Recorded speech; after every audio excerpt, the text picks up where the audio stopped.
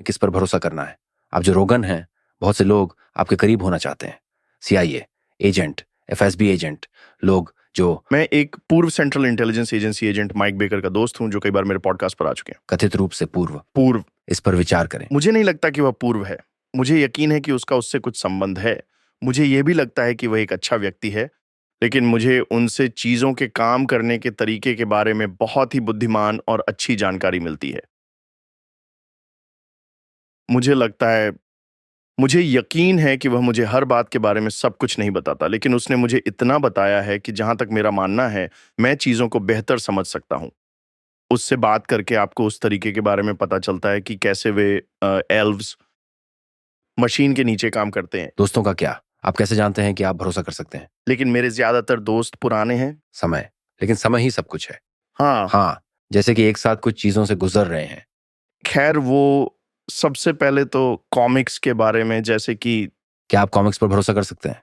क्या ये ऐसा ही होता है? हाँ, कॉमिक्स काफी भरोसेमंद होती हैं, खासकर अच्छी वाली। सच में अच्छी कॉमिक्स बहुत कम होती हैं। अगर पृथ्वी पर 1000 प्रोफेशनल कॉमिक्स हो तो मैं हैरान हो जाऊं। मुझे तो नहीं लगता कि 1000 सच में प्रोफेशनल होंगे। जो हमेशा बुक होते हैं, क्लब्स, थिएटर और एरिना में हेडलाइन करते हैं वीकेंड्स पर। जैसे कुछ लोग जो मिडल एक्ट्स करते हैं और जैसे तैसे गुजारा कर लेते हैं। फिर कितने हेडलाइनर्स होते हैं, कितने वास्तव में मज़ेदार हेडलाइनर्स होते हैं जिनके बारे में मैं कहूँ। अगर तुम कहते हो कि तुम सिंसिनैटी में हो और ये व्यक्ति इस क्लब में खेल रहा है, तो क्या मुझे उन्हें देखने जाना चाहिए? आप जानते हैं, जैसे मैं कितने लोगों को रिकमेंडेशन दूंगा। और फिर कितने लोग थिएटर बेचते हैं, कितने लोग एरेनास को पूरी तरह से भरते हैं? इतने ज्यादा नहीं है। तो ऐसे लोग कॉमेडी के उस लेवल्स पर जहां आप 20 साल से स्टैंड अप कर रहे हैं, हमारे पास एक निश्चित मात्रा में ईमानदारी और एक निश्चित मात्रा में एक दूसरे की समझ होती है। ओह, तो एक ग्रेट कॉमिक बनने की प्रोसेस इस तरह से विनम्र है जैसे जिujitsu विनम्र है। बिल्कुल। हाँ, बहुत समान। तुमने इतनी गालियां खाई है कि किसी तरह, भले ही तुम हाँ। पागल हो, भले ही तुम अराजक हो, भले ही तुम रास्ते में हो, भले ही तुम बकवास से भरे हो, तुम बहुत झूठ बोलते हो, इस सब के नीचे एक अच्छा इंसान है। तुम सतही बकवास करने वाले हाँ, हो सकते हो, लेकिन महत्वपूर्ण चीजों पर तुम भरोसेमंद हो। उम्मीद है। मतलब, अगर आप नहीं हैं तो लोग आपसे दूर हो जाते हैं।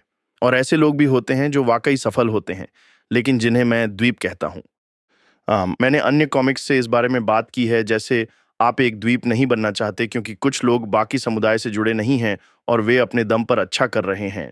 आमतौर पर उनके साथ एक ओपनिंग एक्ट होता है जिसे वे हमेशा अपने साथ सड़क पर ले जाते हैं, और उनके पास कॉमेडी दोस्त नहीं होते और वे लोग दुखी हैं क्योंकि वे रिलेट नहीं कर सकते। अक्सर फेम आइसोलेटिंग होती है, बहुत। इसलिए आपको बहुत काम करना होता है और यह सुनिश्चित करना होता है कि आप आइसोलेट ना हो, क्योंकि अगर आप सफल हो जाते हैं, लोग आपसे चीजें मांगने लगते हैं। हाँ। और फिर कभी कभी आप उनसे इसलिए दूर होना चाहते हैं बजाय कि उनसे जुड़ें। हाँ, हाँ, मुझे अच्छा नहीं लगता जब लोग मुझसे कुछ चाहते हैं। ये मजेदार नहीं है। आप इसे इग्नोर कर देते हैं। हाँ, ये बहुत परेशानी भरा है। वे बहुत ज्यादा चाहते हैं। ये बहुत अधिक असमान संबंध है। ये बहुत असंतुलित है, क्योंकि ऐसे लोग हैं जिनसे आप बता सकते हैं कि वे किसी चीज की ओर काम कर रहे हैं, वे एक उद्देश्य की ओर काम कर रहे हैं, और वे आपके करीब रहना चाहते हैं क्योंकि इससे उन्हें लाभ होगा। और फिर कुछ अन्य लोग हैं जो बस हम में से बहुत ज्यादा नहीं है, और इसलिए हम सभी एक साथ घूमना चाहते हैं। जैसे कि जब मैं मेरे पसंदीदा पॉडकास्ट में से एक वह है जो मैं करता हूं, जिसे प्रोटेक्ट आवर पार्क्स कहते हैं।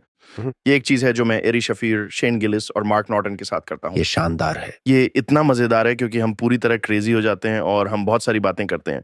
जैसे पॉडकास्ट के बाद बातचीत होती है, मैं कहता हूं, अरे यार, हमें वो हिस्सा हटाना होगा। क्योंकि जैसे शेन बहुत आगे बढ़ जाएगा, वह बहुत क्रेजी हो जाएगा, लेकिन हम सिर्फ एक दूसरे को हंसा रहे हैं और ये सिर्फ मजेदार है। और असली कॉमिक्स के बीच उस तरह की दोस्ती मेरे लिए बहुत कीमती है। मुझे मार्क नॉर्मन का नॉन सेक्विटर स्टफ पसंद है। आप लोग इतना ट्रैश हो कि समझ नहीं पाते, लेकिन लिसनर को वो हंसी का कारण बनता है, क्योंकि वो हमेशा पॉइंट पर रहता है। हाँ। वो सच में बहुत तेज है। हाँ। उसके पास मिच हेडबर्ग जैसी क्वालिटी है। हाँ, खैर, वो एक डेडिकेटेड कॉमिक है, वो कॉमेडी से इतना प्यार करता है। यही एक बात है जो मुझे उसके बारे में पसंद है। हाँ, वो ऐसा है, हाँ मेरी, वह उत्साहित हो जाता है। उसे ये बहुत पसंद है, शेन को भी और एरी को भी। हाँ, उन्हें यह वास्तव में बहुत ही ज्यादा पसंद है, और ये उन दोस्तों की तरह है जो मेरे पास हैं, और मेरे पास मार्शल आर्ट्स दोस्त भी हैं जो कुछ ऐसे हैं। और एक और चीज़ है जो आपको विनम्र बनाती है, कैसे जिउ जित्सु जैसी चीज़ें आपको विनम्र बना सकती हैं, मार्शल आर्ट्स दोस्त भी जानते हैं। वे जानते हैं कि कौन इससे गुजरा है, वे जानते हैं कि वास्तव में कौन कठिनाइयों से गुजरा है और दूसरी तरफ एक बेहतर व्यक्ति के रूप में उभरा है।